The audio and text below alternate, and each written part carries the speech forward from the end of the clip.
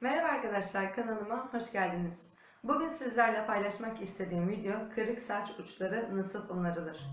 Kışın soğuk havalarda, kuru havalarda saçlarımız yıpranıyor ama en çok yıpratan şey boya.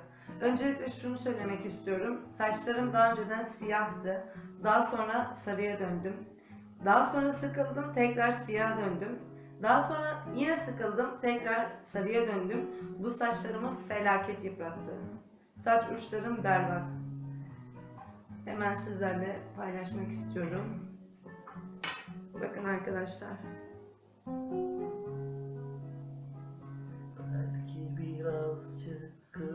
Şöyle yakından daha iyi görürsünüz. En altlara doğru parça parça maalesef kopmalar da oldu. Az önce söylediğim gibi siyah sarı yaptığım dönemde, siyahtan sarıya geçtiğim dönemde saçlarımı duştan sonra tarağı şöyle vurduğumda böyle pişmaniye gibi yukarı doğru çekiyordu. Berbat, felaket kırıktı. Daha sonra benim uyguladığım bir formül var, onu sizlerle paylaşmak istiyorum. Zeytinyağının içine Evigen, Bepanthene ampulü kırıyorum. Bazen de Hindistan cevizi yağı kullanıyorum ama bugün kullanmayacağım sizlerle. Kırdığım ampulleri saçıma uyguluyorum. Normalde en az 5 saat bekletmemiz gerekiyor. Fakat ben gece yapıp sabaha kadar streçle sarıp o şekilde uyuyorum. Bundan felaket sonuç aldım. Haftada 2 ya da 3 gün yapmaya çalıştım. Saçlarım yaklaşık 1 ay gibi bir süreçte felaket kendini topladı. Ama ondan sonra tekrar sarıya geçtiğim için o yaptığım bakım sıfır. Tekrar yine pişmaniye gibi oldu saçlarım. Evet, sizlerle bugün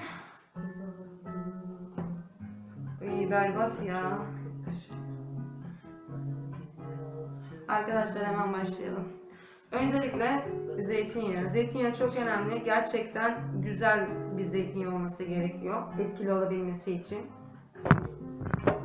Şöyle boş bir fıs fıs sprey, herhangi bir saç bakım ürünü olabilir, daha önce kullanmış olduğunuz, rahat şekilde uygulayabileceğimiz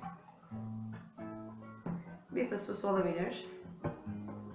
Bepanthene Evigen iğnemiz ve şırınga. Uygulamaya başlayalım arkadaşlar.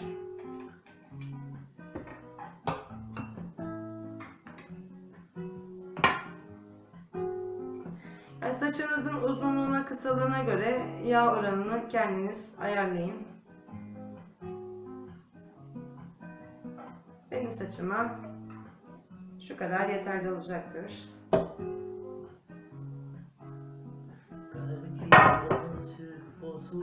Ampulleri kırmadan önce şu şekilde vuruyoruz arkadaşlar. Sakın direkt şu şekilde kırmayın. Daha önce benim başıma geldi. Parçalanıyor, küçük küçük böyle cam kırıkları elinize girebilir. Onun için peçete yardımı alacağız. Şöyle vurmamız yeterli olacaktır diye düşünüyorum. Şu şekilde peçeteyi 2 ya da 3'e kırın.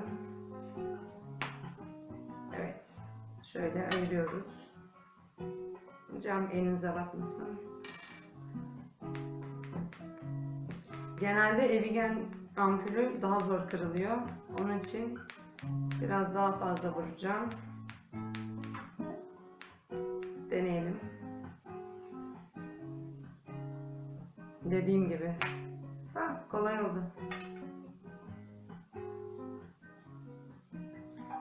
Şöyle koyalım.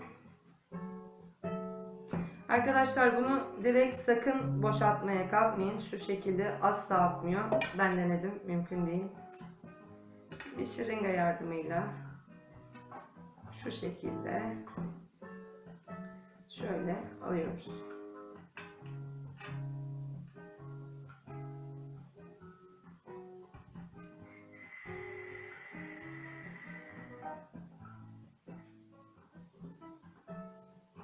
Şöyle içine boşaltıyoruz.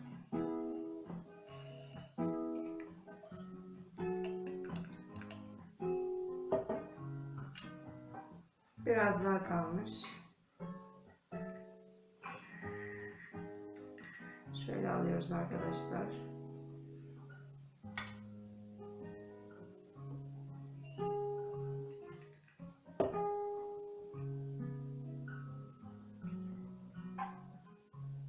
İşin en zahmetli kısmı zaten burası.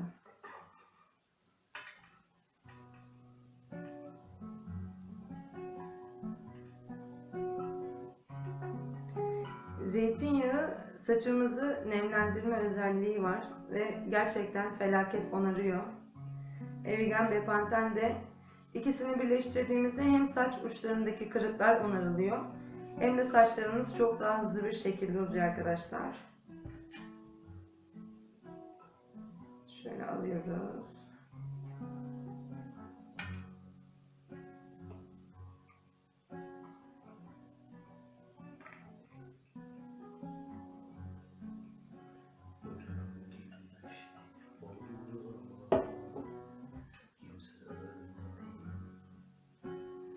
Ben genelde zeytinyağının içine Evigen Bepanthene ampul koyuyorum ama dediğim gibi Hindistan cevizi yağı da çok güzel oluyor. Onu genelde bu karışımı uygulamıyorum. Hindistan cevizi yağını tek uyguluyorum. Başka bir videoda sizlerle paylaşırım.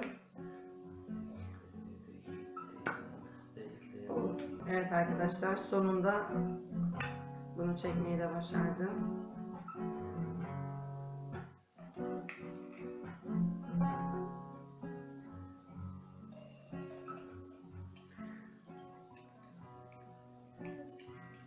Şimdi ağzını kapatıp biraz çalkalayalım.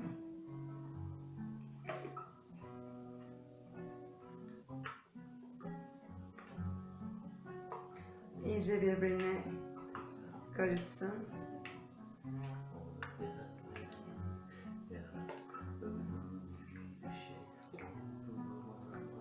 Size tavsiyem çok fazla sıkmayın çünkü yaklaşık 10-15 dakika sonra şöyle şuralardan şu şekilde akmaya başlıyor arkadaşlar. Ya da enseden akmaya başlıyor. Hani diplerden masaj yapa yapa yedireceğiz, şimdi birlikte yapacağız. Fakat dediğim gibi fazla sıkarsanız her yerden akıyor. Başlayabiliriz.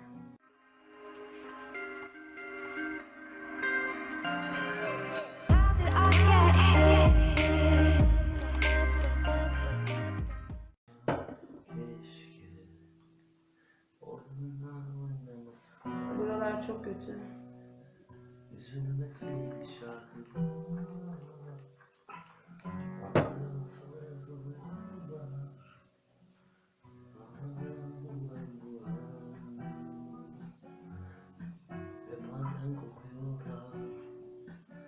Eşim de gitarla bana eşlik ediyor.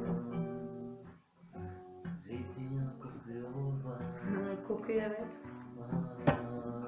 Keşke saçların kırılmasaydı. Keşke.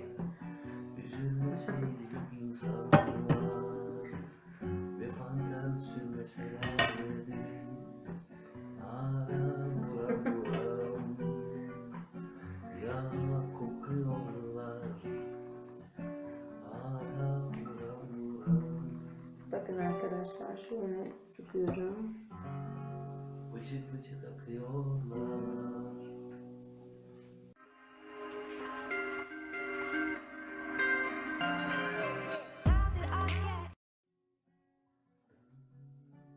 İyice yedirin.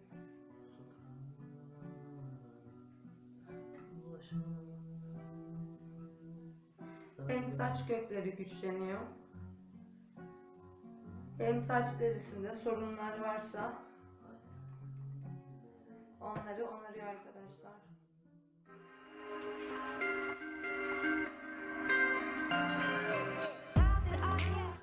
İyice yedirdik diye düşünüyorum.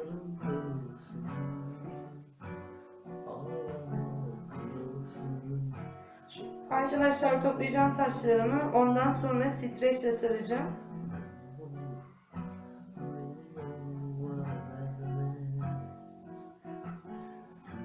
Şöyle yakından bakın.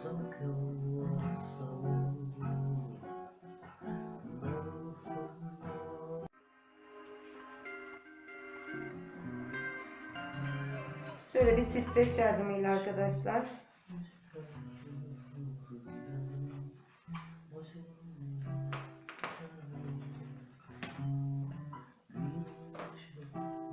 Sarıyoruz.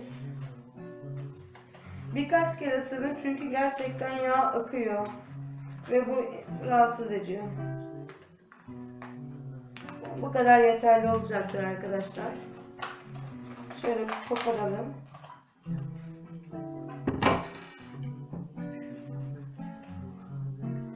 Normalde bunu en az 5 saat tutmanız gerekiyor ama gece yatarken yapıp sabaha kadar tutarsanız saçınızdaki hızlı sonuçları siz de göreceksiniz. Saçınız çok daha hızlı uzuyor ve en önemlisi kırık uçlar gerçekten onarılıyor.